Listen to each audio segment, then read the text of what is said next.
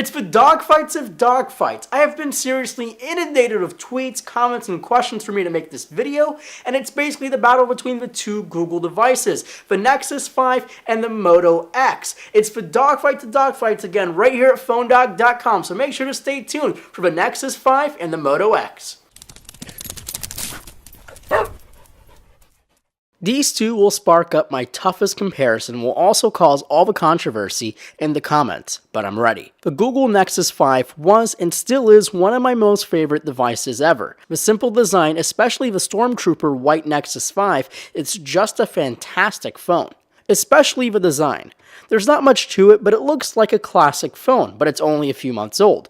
The soft touch material on the back is, well, soft, and the camera ring is a work of art. The embossed Nexus is also a nice touch. And the overall feel is high quality enough, but it's still relatively lightweight and thin. It measures in at 8.59 millimeters thick and only weighs 4.9 ounces. The Moto X is more or less the same thing with the addition of being a little bit more chubby. It's a weird way to explain it. The Moto X genuinely feels like the Nexus 5's little brother that's actually shorter and smaller. Unlike the Nexus 5's design of pure and simple, the Moto X has a curved look. Now you can order the Moto X with your own custom design, so I guess the Moto X will win that out in any way, but if you get just a plain Moto X, the Nexus 5 has a better overall design. Also, the Moto X measures in at 10.4 millimeters thick and the same 4.59 ounces, but thanks to it being a little bit more compact, it feels more dense in the hand. Both of these phones have displays, obviously. The Nexus 5, as you guessed it, has a 5-inch display with a resolution of 1920 by 1080.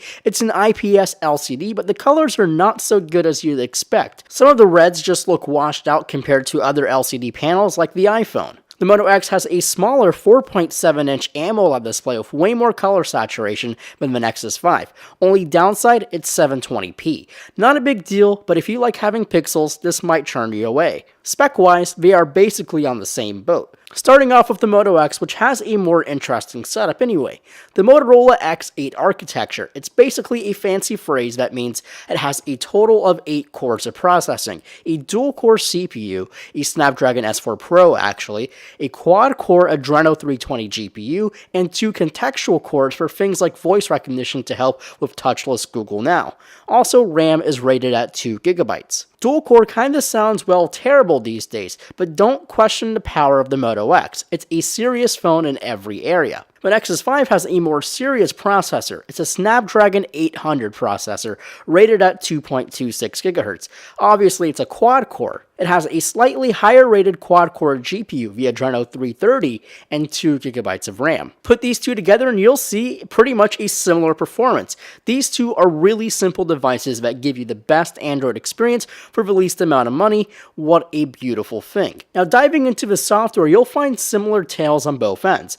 Both of them are running the latest version of Android 4.4 KitKat, but look at this one, the Nexus 5 has 4.4.2. That's the power of being a complete Nexus device. And overall, the Nexus 5 did have KitKat available for that device before the Moto X, but only by a couple of weeks. Now, one advantage the Moto X has is Motorola putting updates through the Google Play Store. Just recently, they updated the camera application and the camera gallery through the Play Store, and the press went berserk. Such a clever idea, and it was so fast and painless. The Nexus 5, well, come on, it's a Nexus. You'll never see a lack of updates until this device becomes obsolete. The experience is identical, maybe the edge to the Nexus 5 for a really stock form of Android, but the little bits of Motorola and Verizon on this phone basically are really well hidden. These two phones run the same applications, but the Nexus 5 will show a small, very small competitive edge thanks to the higher clock speed. Running a simple benchmark like Quadrant can really show what the differences are between the processors. You would expect the Nexus 5 to perform better here, but what you actually see is the Moto X scores higher in the test. Why? It's a smart architecture. The X8 configuration will push this phone just as much as the quad-core Snapdragon inside the Nexus 5.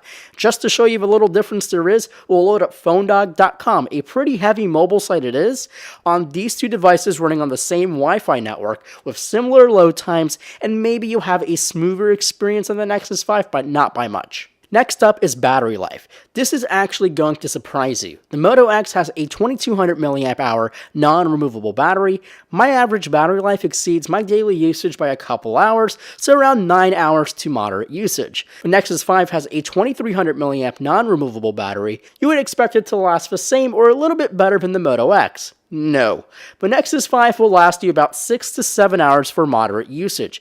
Usually at the end of the day, my Nexus 5 is screaming with low battery alerts, or sometimes will be completely shut off because of a drained battery. How can that be? X8, lower powered chips, plus a smaller display on the Moto X. And last but not least, my favorite section, cameras. First, let's talk numbers and sensors. The Nexus 5 has a 10 megapixel camera with a 3.4 inch sensor with relatively large pixels. The Moto X has an 8 megapixel camera with a 2.6 inch sensor with smaller and less light-friendly pixels. What's the end result? The photos are better coming off the Nexus 5. The video is a lot better coming from the Nexus 5. But the photo taking experience is much, and I mean much better on the Moto X. I just wish I could combine these two phones to have the ultimate photo taking experience. Notice how some of the Moto X photos are washed out or sometimes really have little to no detail. It almost looks blurry from some of the photos. The Nexus 5 is no king in photos, but it takes a much nicer photo than the Moto X. But the downside with the Nexus 5 is the app takes almost a second or two to actually snap the photo. I cannot believe it's that slow. So let's move on to what you really want to know, the winner. Let's tally up. The Nexus 5 is faster and has more powerful specs, but they both have great builds. The Moto X has a better looking display, although not the best pixel density or resolution, and the Nexus 5 run the most up-to-date software. Also, the Moto X has a longer lasting battery, but the Nexus 5 takes a better photo.